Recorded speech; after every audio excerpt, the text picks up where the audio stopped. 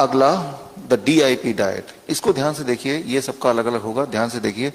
कुछ लोगों को तो DIP डाइट पे टिक किया हुआ है, जो कि कल मैंने समझाया था, फ्रूट ब्रेकफास्ट, लंच में पहले सैलड, फिर जो भी आप प्लेट 2 कुक फूड खाते हैं, और डिनर में भी पहले सैलड फिर कुक फूड जो भी खाते हैं। कुछ लोग ऐसे हैं जिनको हमने ये टिक किया, DIP diet minus plate 2 in dinner. मतलब DIP डाइट तो लेना है, लेकिन शाम वाला जो डिनर वाला जो प्लेट 2 है, कुक्ड फूड है, उसे नहीं लेना है। यानी कि डिनर में तो सलाद खा के काम चलाना है, जैसा कि ये लगभग यहां पे जो किया। ये कब तक करना है? ये तब तक करना है जब तक कि आपके सिम्टम्स चले ना गए, जब तक कि आपकी जो डिस्कम्फर्ट्स वो चले ना गए, जब तक कि आपकी दवा ना छूट गई। सबको नहीं किया इसको, कुछ लोगों को, जिनको किया उनके हाथ रेस करें। ऐसे लोग थोड़े हैं, देखिए, बहुत ज्यादा लोगों को नहीं। तो यानी कि आप जिन लोगों ने हाथ रेस किया, ये वो लोग हैं जिनको पूरे दिन भर में कुक्ड फूड खाना एक ही बार अलाउड है, दैट इज इन लंच।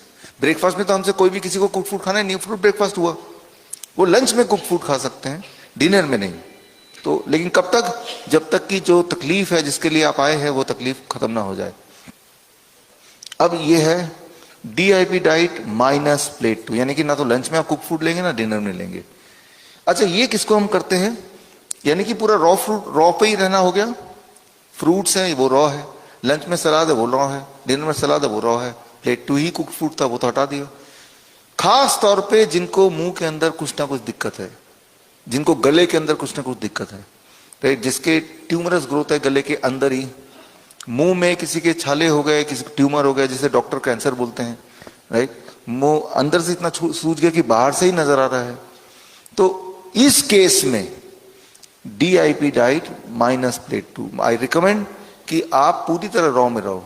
कुछ लोगों के यहाँ पे इतना सूज जाता है या गले का अंदर ही ट्यूमर है तो वो खा ही नहीं पा रहे, तो उनको लिक्विड, फिर उनको हम बोलते हैं इसकी जगह पे DIP डाइट सॉफ्ट।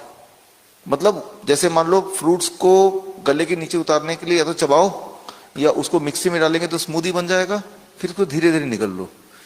तो वो अगर किसी के अंदर ही ट्यूमर है, जैसे कि यहाँ भी एक पेशेंट है, तो निकलने में भी दिक्कत होगा। संतोष जी यहाँ बैठे ना, कहाँ बैठे हैं आप? बैठे, बैठिए बैठिए।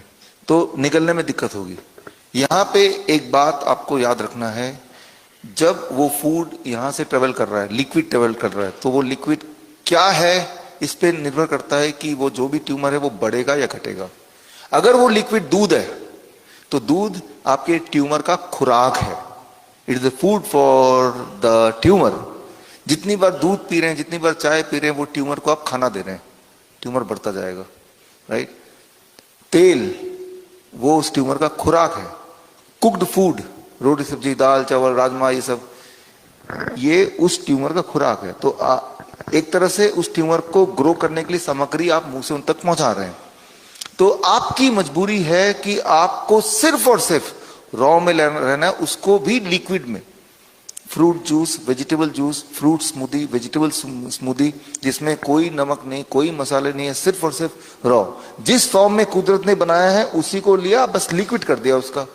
और ताजे ताजे जब पी रहे हैं तो धीरे धीरे, अब जो वो फ्रूट जूस, वेजिटेबल जूस उस ट्यूमर को छूता हुआ जाएगा तो ट्यूमर को ऐसा माहौल कर देगा, जो माहौल, मान लो अगर मैं बोलता हूं यहां पे इस केस में कि अगर मैं इसको हटा दूं तो माहौल क्या है, अगर इसको निकाल दूं, धीरे धीरे धीरे धीरे ये सूखता जाएगा, है ना, तो धीरे धीरे वो ट्यूमर भी कम होता जाएगा। तो फिलहाल आपके ऊपर है। आप, कई बार लोग ऐसे होते हैं कि भाई जो हमारी आदत बनी हुई है कि एक तरह से पर्टिकुलर, जैसे मान लो आदत है कि हमें चाय पीना ही पीना है, अरे थोड़ा सा तो लिया, थोड़ा सा चाय हमारे लिए नुकसानदेह नहीं है, लेकिन उनके लिए जिस तरह से मान लो एक चिंगारी है, वो चिंगारी नुकसानदेह नहीं, लेकिन चिंगारी एक ऐसी जगह पड़ जाए जहां तेल ही तेल है तो वही फायर बन जाएगा, राइट। तो यानी कि इनको, जिनके मुंह से जुड़ा हुआ प्रॉब्लम है, ट्यूमरस ग्रोथ है, तो DIP डाइट सॉफ्ट। तो ये जजमेंट आपको खुद भी करना है, खुद भी करना है कि अच्छा मुंह में दिक्कत है। मुंह में दिक्कत किसी को भी कभी हो सकती है, कम होती है, किसी को कभी कभी हो सकती है। जैसे मुंह में दिक्कत हुआ तो आपने DIP डाइट माइनस प्लेट 2 और इसको भी सॉफ्ट में करना है, राइट।